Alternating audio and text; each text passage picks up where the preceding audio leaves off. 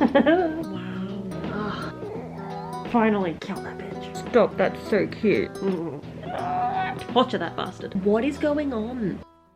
Hey guys, my name's Caitlin and welcome back to my channel. In this vlog, I'm doing something a little bit different. I am reading Guarded by Lark and I'm taking you along for the whole process. Normally, when I do a reading vlog, I'll just set the camera up while I'm filming, get a little bit of a time lapse, and I might talk through my feelings during the book. Otherwise, I'll just give you a bit of a recap at the end. But for this video, I'm taking you along with the whole reading process. I'm going to have my camera set up pretty much the entire time that I'm reading this book, and any reactions that I have, we're going to get to see in real time. Also, fair warning, considering this is kind of like a live reading vlog, there will be spoilers in this video. So if you do not want to be spoiled for anything that happens in this book, this is not the video for you. I apologize. So maybe click off and come back after you've read it. But without further ado, let's get started reading Guarded. That rhymed and that was very unintentional. Anyway, let's go. I am so excited for this book. I have been dying for Noah and Jeremiah's story since book one, since we found out that they are mates. At the risk of looking like an idiot, I will be putting this on before I start reading. I've had to buy one of these because my brother and I share a wall and he games very, very loudly late into the night. And so I've been wearing this to sleep and playing like pink noise in the background. And tonight's a loud night. So you can enjoy this view. Can't believe I'm gonna be putting this on the internet, but here we go. The things we do for BookTube. Look at that. How stylish. This could totally be a jump scare. Let's do this.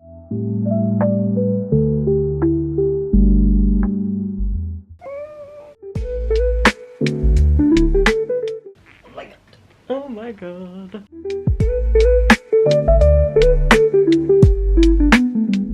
Oh my god, that was just the prologue. That was just the prologue. Oh, wow. I can't take myself seriously with this on. Thoughts on just the prologue? So many.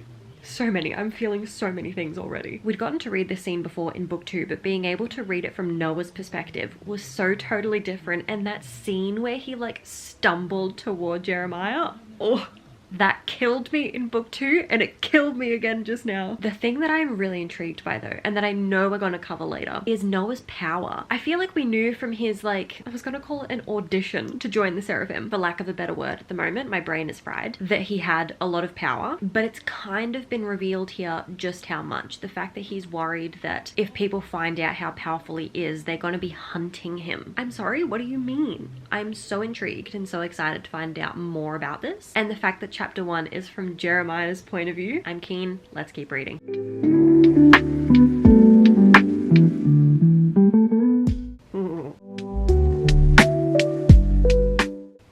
93 days? It took him 93 days to realize that he was an idiot by running away from his mate? That's 93 days too long, my friend. Oh my lord. I think my Kindle is nearing the end of its life, unfortunately, because sometimes when I try to highlight, this happens and it gets frozen like that for quite a long time. While this is frozen, I'm kind of loving Jeremiah's perspective so far. I'm loving the remorse that he feels. I'm loving that he's willing to like grovel to get back in Noah's good graces, and I'm hoping that there is a lot of groveling and a lot of pining. I'm in the mood for pining.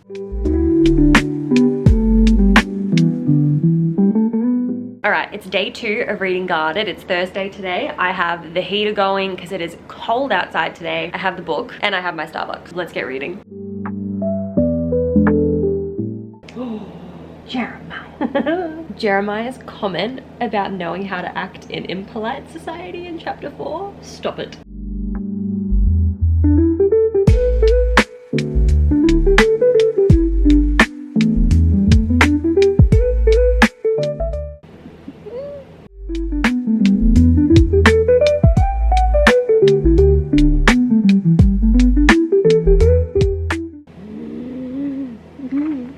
Stop, that's so cute.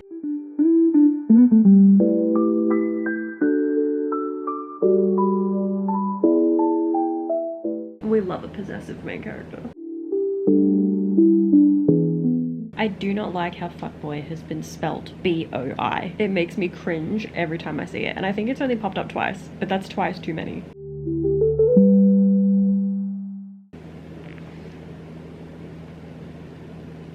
Finally.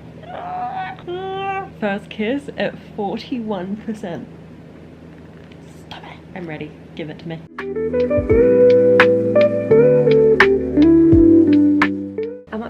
18 and Noah keeps putting off telling Jeremiah about Lyle, and I can't help but feel like it's not gonna end well. I'm worried. He's not replying. Why isn't he replying? A few moments later. It's been 10 days and he hasn't replied yet. What is going on? I'm anxious. Why is he apologizing? Like, is he just apologizing for ghosting him for like 10 plus days?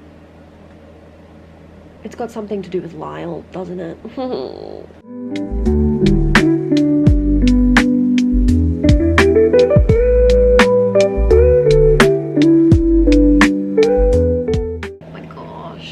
Chapter 22, I am nervous as shit. I feel like something's gonna happen.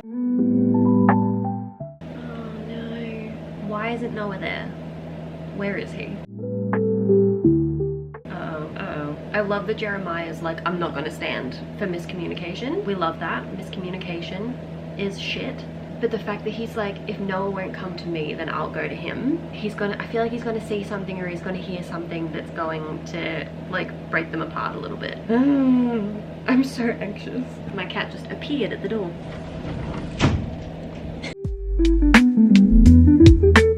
He's still not even back at the compound. He better not be with Lyle. The Seraphim probably got held up at the conference, but Micah is going to be there. Watch Micah be the one to open the door. Oh my god. Yep, there we go. Hi Micah. Yes, he looks guilty. Oh, and apparently every member of the Seraphim knows what's going on, but Noah's mate is the one left in the dark.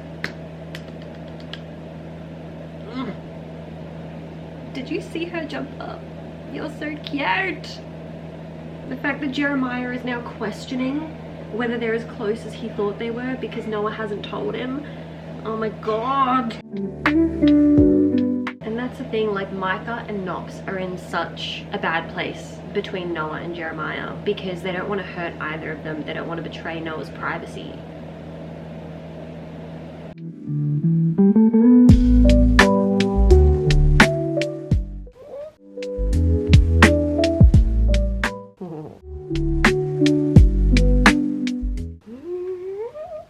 Yes, go Jeremiah, kill that bitch.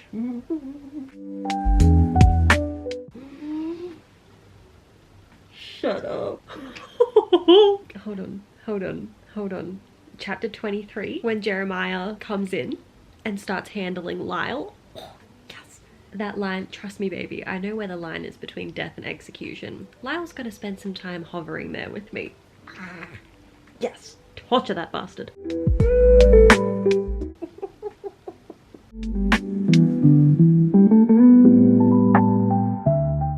Are the vampires gonna be like from the other books? Who do we know that's a doctor? Oh, wait. Is it Toby? And a therapist? Hold on a minute. It is Toby. Oh, I like that we're getting to see their reunion. Yeah, how did you not put 2 and 2 together? Duh. True. They didn't meet the day of the battle in hell, and they didn't meet on the night that the crane collapsed because Noah wasn't there. But he was with Lyle? Ew. Ew, fuck Lyle. Oh, Noah. Yes, go Jeremiah.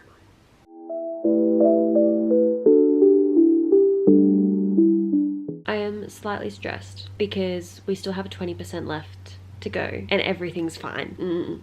I know.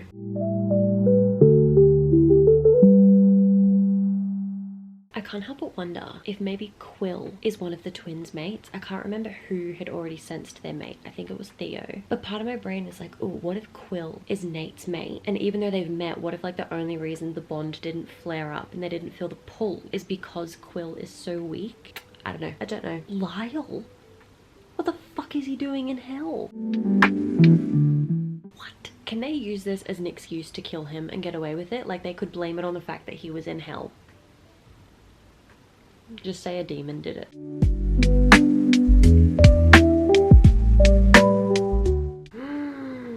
Oh my god, no. Shit. Oh my god, Juniper came as well. Stop it. Oh, that makes me so happy. Fucking hell, go River. Yes. Oh, I wanted my mate to be the final thing I saw.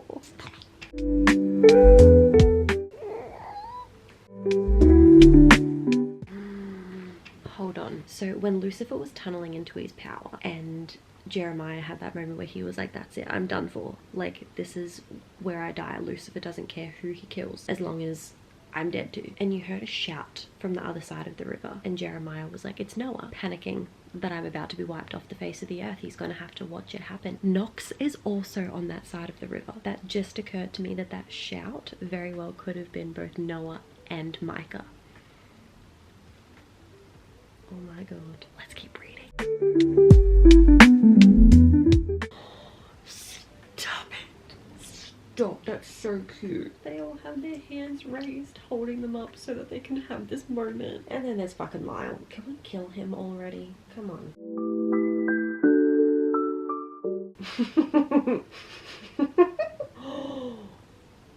Shut up. They're gonna make him fall. Genius. Whoa. Go Dagon. I can't believe we're at the epilogue. It's almost over. What? Ryan. His mates. What the fuck happened to his mate? Oh my god. His mate almost died.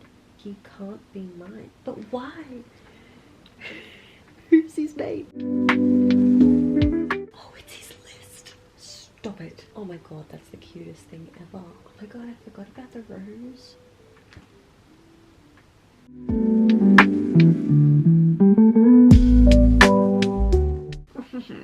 I waited months for that book and I just finished it in 24 hours.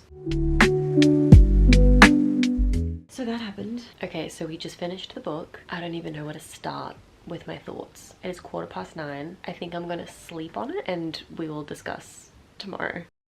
So it's Monday now. I finished Guarded on Friday. I said that I was going to give myself the night and then probably update the vlog the next day, and I've taken the whole weekend. I feel like I didn't really want a book hangover from this book, so I did jump straight into another book right after finishing it, and I've been kind of reading that series over the weekend. But I think it's also knowing that we waited so long for this book to come out, and when I talk about my thoughts, it's officially over, and we have to wait a year for the next one to come out. Are you joking me? I was so disappointed when I saw the release date for book 4. But anyway, let's have a little bit of a chat through our thoughts on Guarded. Ultimately, another 5-star read in this series. I couldn't find any fault with it. There were no parts where I was like, oh, I wish that would have done a little bit better.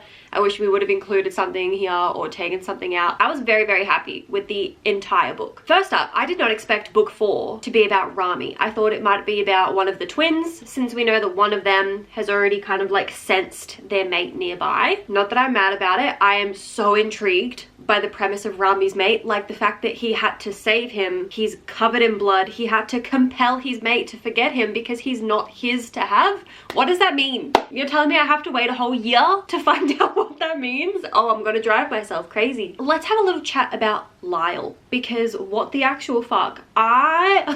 Firstly, I did not see that ending coming, but this is so much better than them just killing him. Like, we knew that Lyle was a piece of work from what we've heard in the first 2 books, but actually seeing what was going down, hearing it from Noah's perspective, what Lyle would actually say to him, my god, I think I have several highlights and noted parts of those chapters where I'm like, can someone just fucking kill him already? I mean, first off, what the hell was Lyle doing in hell to begin with at the end of the book? But also, them taking him over the river Styx and forcing him to fall? Genius. Iconic moment. I'm obsessed with that. One thing that I am a little bit worried about as a consequence of that has to be Gloria though. She didn't appear too much in this book, and I'm not mad about it because we had enough shit going down in this book without bringing Gloria into it as well. But she has been such a pain in the ass in the first 2 books in this series that I know she's just gonna have something to say about Lyle falling. Like, she's gonna try to find a way to pin it on the Seraphim. Other than them 2 though, I loved all of our characters and I loved Noah and Jeremiah. Are you kidding? I don't think I expected